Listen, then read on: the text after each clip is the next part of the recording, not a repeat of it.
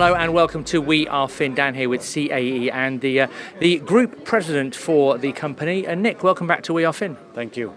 We spoke about 12 months ago. Give us an update. How's that story continuing on training in aviation? Well, I think story hasn't changed. We need a lot of pilots over the next 10 years, 300,000. This is a forecast that we gave out at the end of last year.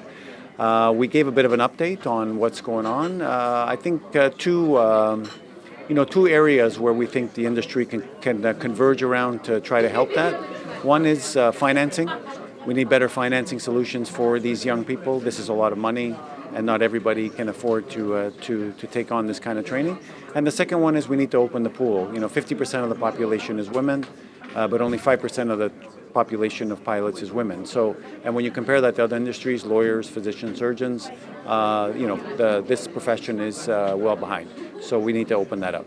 So let's address the cost issue first. Who should be bearing that? Should it be the airlines, the people themselves, or their families? Well, I think everybody has a different solution, but I always look at my personal experience. I went to school, I had to pay for my education, and I went out afterwards looking for a job. So it's not unusual. It's not something that should be found.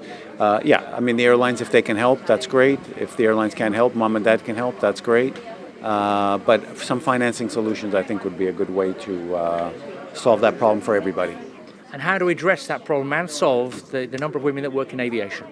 Well, I think, role models. I think people tend to look at role models as one of the ways in which it may inspire them to to go into that profession. So, our Women in Flight program is only small. It's only 5 people, but it's really to create 5 role models for other young girls.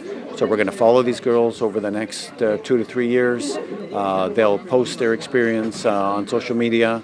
We're hoping that other girls will look at that and say, "Hey, I want to try that. That looks like a great career for me." And we think that'll snowball and flourish into something more material. Certainly hope it does. Now let's take a look now at a global view of bringing the cost of training down through simulation. You're working in that very well, aren't you? Yeah, simulation is the best way to learn the skills in this profession. We are always looking at ways to make things more effective and more efficient. The industry needs to use data as a way of providing intelligent changes to the training solution so that things can be elevated and not degraded. And so we think data and digital solutions are going to be the way of the future to make training more effective. Nick, thank you very much as always. Thank you. For the latest from everything from CAE, get them online and all our latest aviation and aerospace news throughout the year at wearefin.com.